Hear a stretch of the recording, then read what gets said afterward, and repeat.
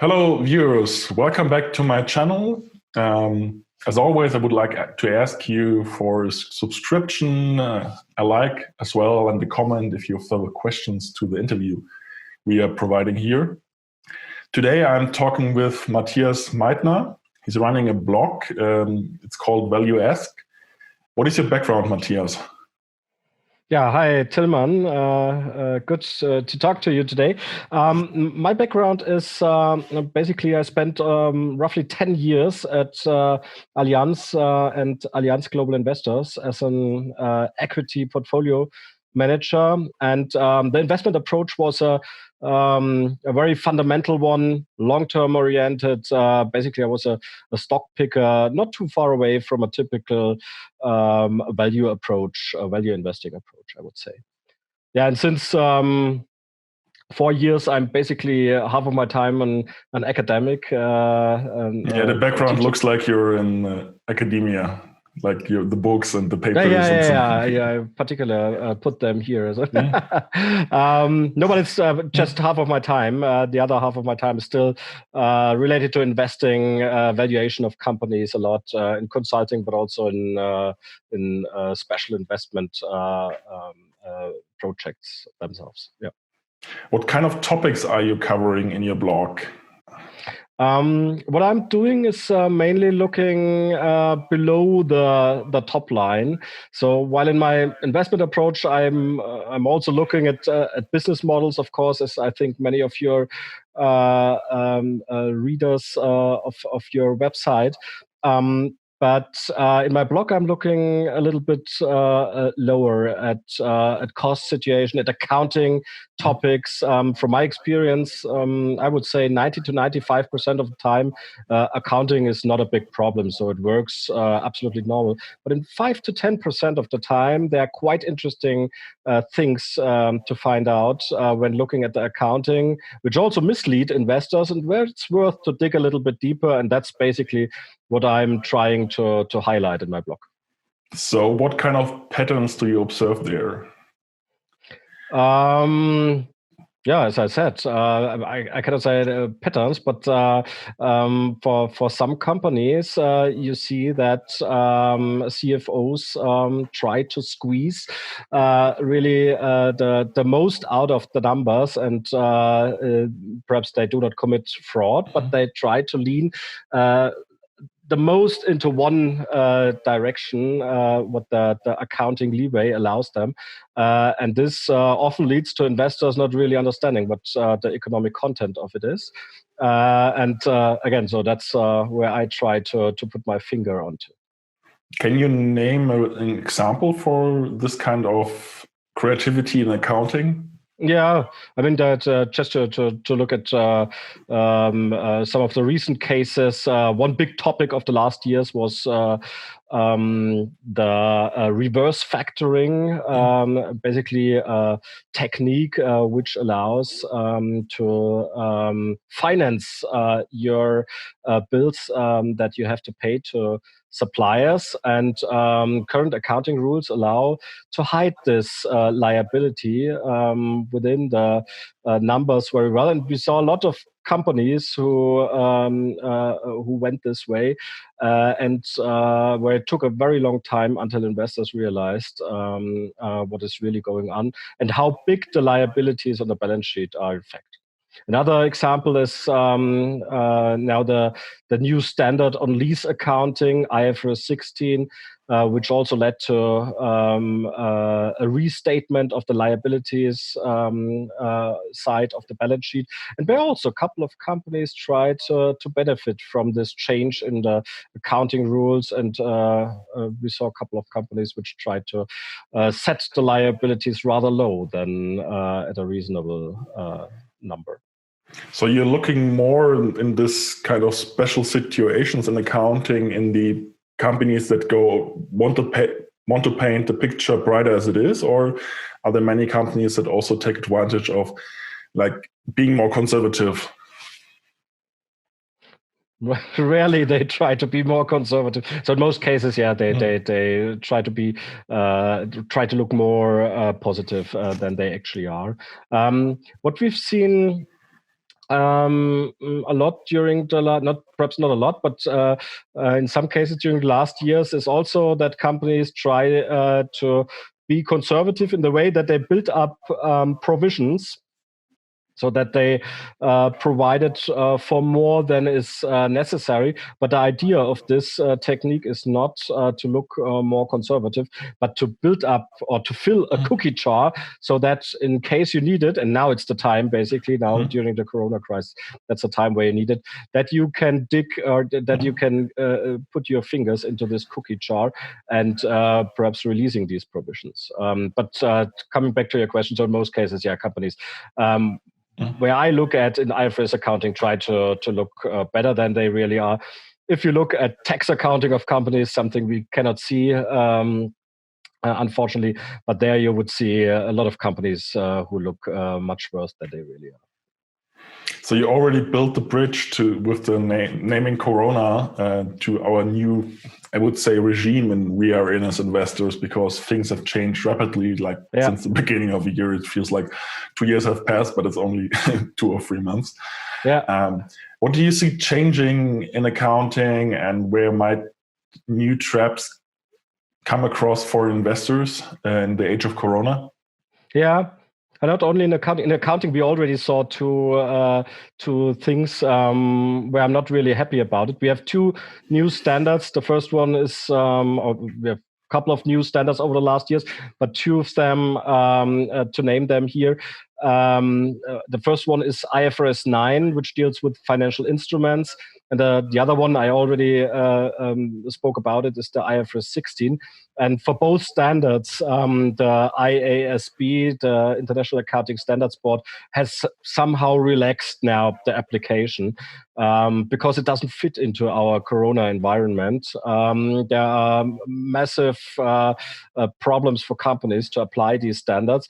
And that's something for an investor which you do not like. You have the standards which are built basically to deal better with crisis, because at least IFRS 9 for financial instruments is a standard which was built after the financial crisis, now to allow companies to be more resilient. And now we have the crisis, and now the standard setters say that you can apply it in a relaxed way. So that's something which we really have to observe closely. Another big point in terms of accounting is, of course, the goodwill accounting, the impairments we see now. The first quarter, 31st of March, we were in the middle of the Corona crisis, so we should see some impairments, and I'm really interested or looking forward on what we are going to see here. What I think, without having any numbers yet, is that there will be less impairments than one should expect. Simply because also the auditors will perhaps look aside in some of the cases in order not to push the companies further into the crisis. So that's quite interesting from an accounting point of view. I think also from an analytical point of view, there are a couple of challenges. The first one is what I think is the most important in the current times. We really have a problem with our visibility. I mean, this is not a big secret, but there's an I don't know if you deal with the academics of forecasting. There's an article from Kahneman, Tversky, the 2 grandfathers of behavioral economics, behavioral finance, from 1973, and they have shown that one of the most important things in forecasting is to not forget the base rate. So these stable trends and stable probabilities when trying to look into the future. And I'm sure many of your readers of the value investors that they know how to deal with the base rates, and that's the big problem in the current situation. We do not have these base rates anymore. We do not know how long will this crisis last. What is the impact in different countries?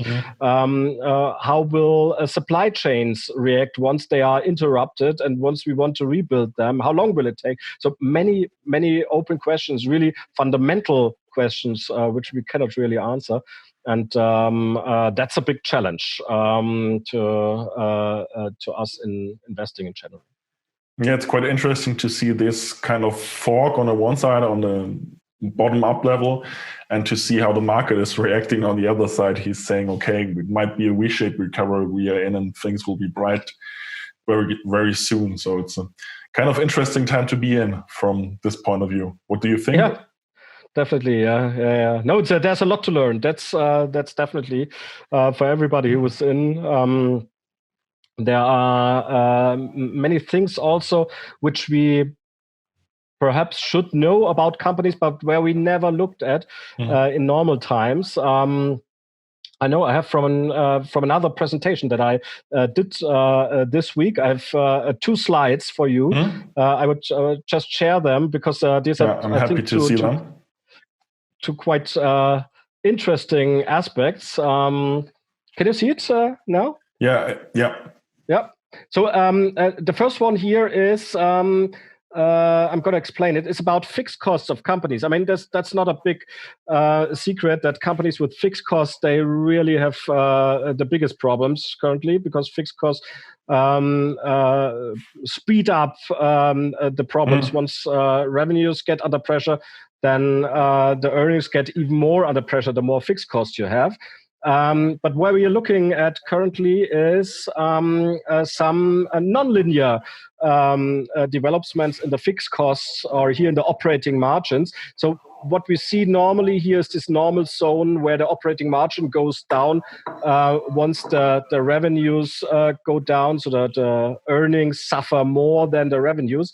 But for example, in Germany, we have political support at the moment. So we have rental concessions.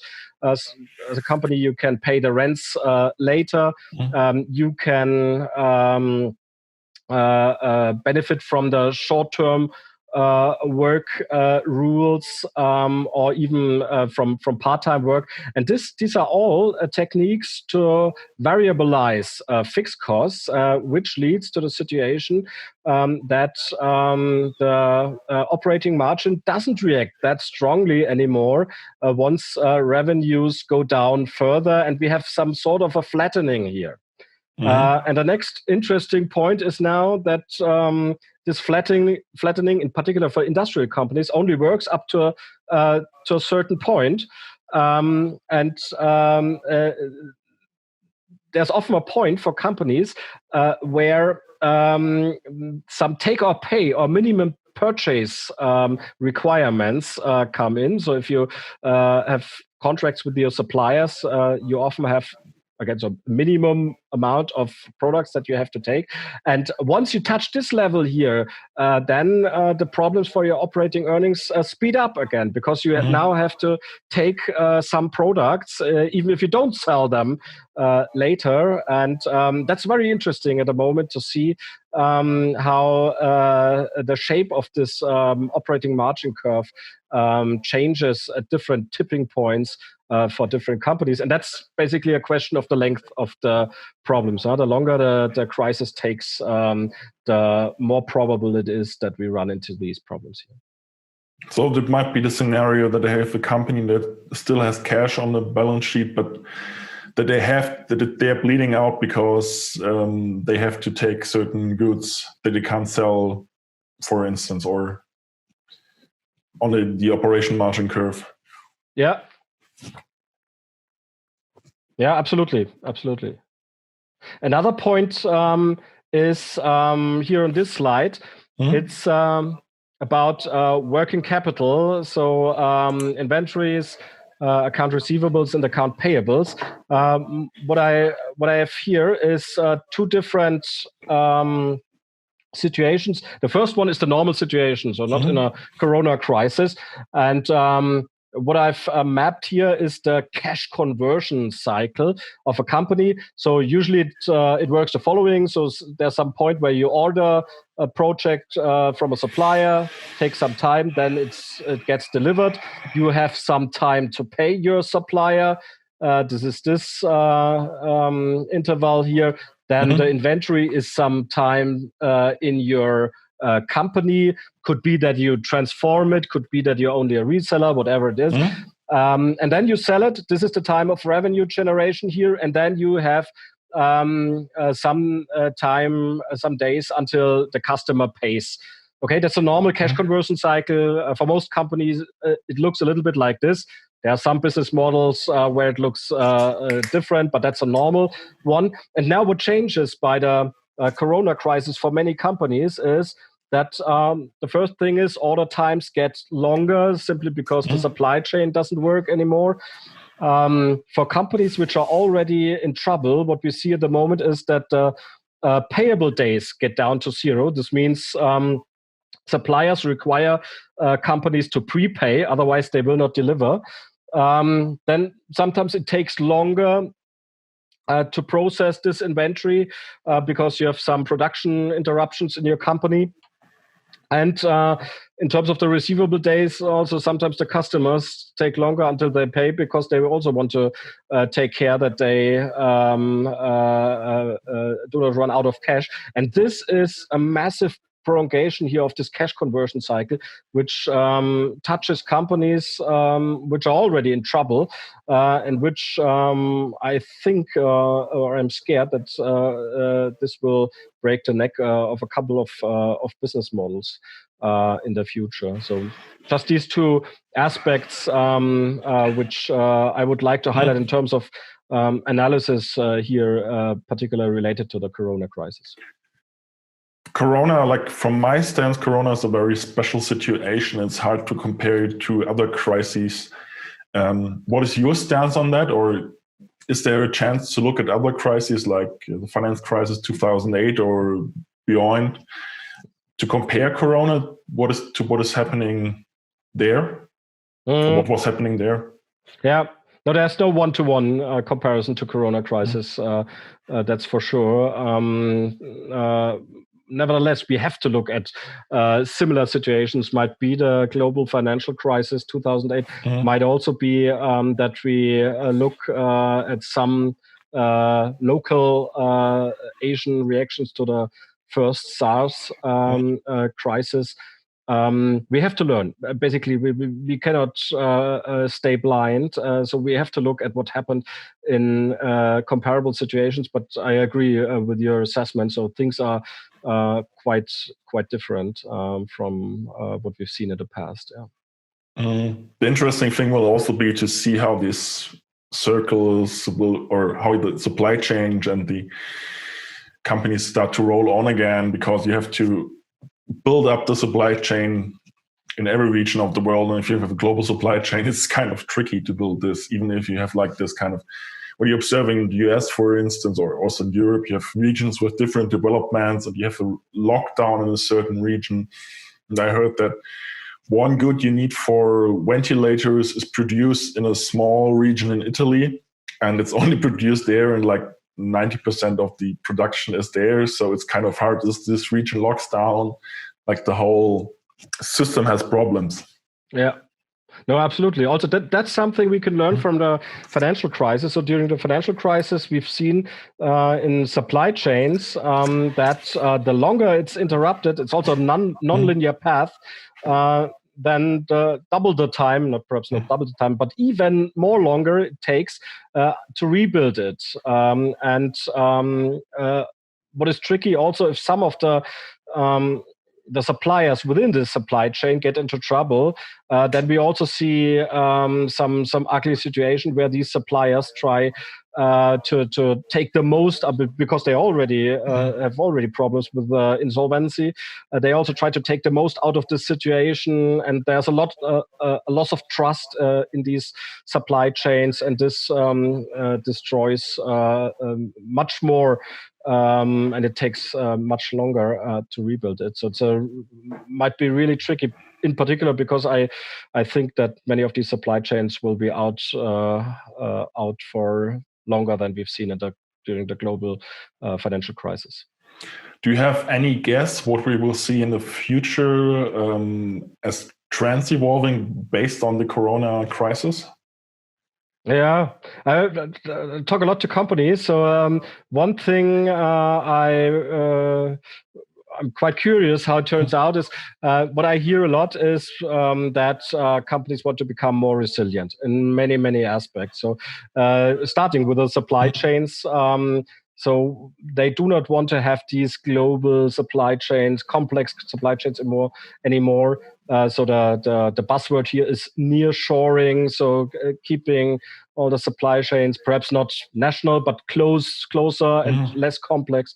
Also in terms of the capital structure of the company, also in terms of working conditions for employees. They want to become more resilient, but that's something to wait. So now that they are all in trouble, it's easy to say we want to become more resilient. Let's wait how it turns out. But there are certainly a couple of trends which I think we will see. Digitalization is something which has sped up. That's the positive of the Corona crisis. I think we have this crowded place aversion of people. I think this is something which will take a long time. I mean, we just talked before about airlines, Tillman. So that's something people do not want to. I don't know whether they want to fly at the same level or the same number of flights a year that they did before. So this is something which I think also affects doing business. I also think that we will see a stronger state, a stronger government in many countries, these are basically sort of the main trends that I expect. All of these trends have one consequence. Again, so I'm not sure, as always, what happens, but all of these trends have one consequence, that I think the margins or the operating returns will go down a little bit. So this highest efficiency, squeezing out the last euro out of my operations, this will no longer be the main focus of companies. Yeah, there might be some push up in the margins from digitalization, because it can be more productive this way. But on the other side, if you depending on what companies you look at, it's more a global approach. So it's you have to look at a certain company. But I think there might be also some, if you source locally, you don't put the production to China, you put it to Eastern Europe. So it might be also interesting for investors to look at Eastern Europe or some countries in the European periphery where they have lower labor costs and good production stuff as an investing case, for instance, if there are any chances. Absolutely. That would be my takeaway from our discussion. Yeah. Do we have to add? Yeah. Go ahead. Go ahead. That's okay. Do you have something to add we haven't discussed till now on the Corona impact and what you're observing with discussion with companies? No, I think we touched the main points. What I'm looking at also, not only from an academic point of view, but what is also quite interesting, what are the risk premiums currently in the market? So always, if you have times of change, it's always tricky to understand how the risk premiums develop. I mean, the direction is relatively clear. Risk premiums have increased, but at how much? That's something we look closer at the moment. I'm not only doing valuations for investment reasons, but also for expert opinions for courts, for example. And there you have to account cash flows adequately with the right risk premium. So there's no range which is allowed. You have to end up with a point estimate. And for these cases, it's extremely interesting or extremely tricky at the moment to find out what the market risk premium, the equity risk premium is currently. Interesting. Maybe a final question on cash. One on the personal level, you can answer it if you want. How you're positioning yourself in terms of cash in this beginning of the crisis as an investor, and what do you hear from companies? You've said you talk a lot with companies about how they are managing cash and keeping cash in the company. That's a good point, because it brings me back to your former question. Have we forgotten something for the corona? Yes, there's one thing. So for me personally, I hold a lot of cash at the moment, to be honest. Simply because of what I said, because of this huge uncertainty, I mean, I'm really having trouble at the moment to clearly see a couple of interesting investment opportunities are there, but I think, but in general, so really, I'm having a bit trouble to clearly see where we go to. In terms of companies, of course, regarding cash, they try to keep it in the company, try to save it a lot. Where we've always said, companies with a lot of cash, I mean, why do you have so much cash? Please pay it out to shareholders. Why don't you do it? Now it's the time where we say, ooh, hopefully you have more cash. I mean, look at Lufthansa. Lufthansa was always the company with the highest liquidity position amongst airlines. And everybody said, yeah, understand a little bit that because of this prepayment model paying for flights, but it's perhaps a little bit too much. And now what we hear about Lufthansa, it's in trouble. It managed to survive longer than others, perhaps, but now it's really also in trouble. Which brings me back to one aspect which we are also looking at currently as a risk factor when looking at investments, and this is flexibility. Not only financial flexibility, but flexibility in general, because in a situation of very high uncertainty, it's a very positive thing for companies if they are flexible. This means flexible in terms of the cost structure, of course. Not very high fixed costs, more variable costs is better, but also having the ability to perhaps transform fixed costs into variable costs, and having the flexibility also on the balance sheet, perhaps having, if you do not have the cash, but perhaps you have some assets which you can, it's not necessary that you liquidate them, but which you can liquidate. And this is something which I think will become a major success factor for companies. This flexibility, operating flexibility and financial flexibility, not only to prevent insolvency, but also to stay within the game. I mean, if you do not get into insolvency problems, but perhaps you have no money left in order to invest, so that you can also benefit from some trends in 5 or 10 years, that's also not a good situation. And for these reasons, I think companies which have the flexibility and can still react to any up or down swings in the market adequately, this will be the successful companies of the next years. It's quite interesting to see this also. It's not the best example for what you mentioned just before, but also in online companies that need a certain advertising budget to generate revenue. So it will be quite interesting to see how they manage it and what this is the impact for the giants in the advertising space like Google and Facebook. Yeah, because these also, like if you think of Booking, TripAdvisor and stuff, they need a certain advertising budget to get to customers. But I think now they decreased it. Barry Diller said they are currently spending just $1 billion instead of $5 billion this year on advertising. Might be interesting to observe this trend as well. Yeah.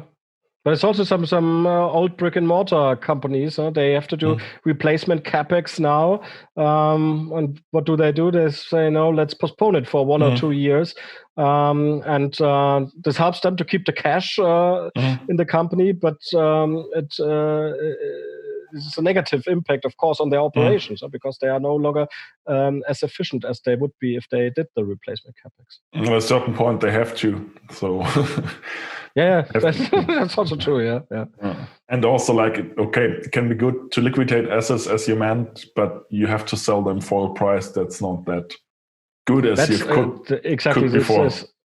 Additionally, that's also a point. Yeah. It'll be interesting to see what's happening in the crisis, and I think I would like to invite you to have another interview maybe in a few months that we take a deeper dive into new trends that are coming up and we haven't estimated now. Yeah, that's also the interesting thing about the crisis. There are also new topics basically every week on my table. Things really we didn't look at all over the last years, and not a big surprise. I have to think a lot back to my time as an analyst during the financial crisis. So many of these topics pop up again. Very interesting. I hope we can cover some of them again. Yeah. Thank you for your Be time. happy.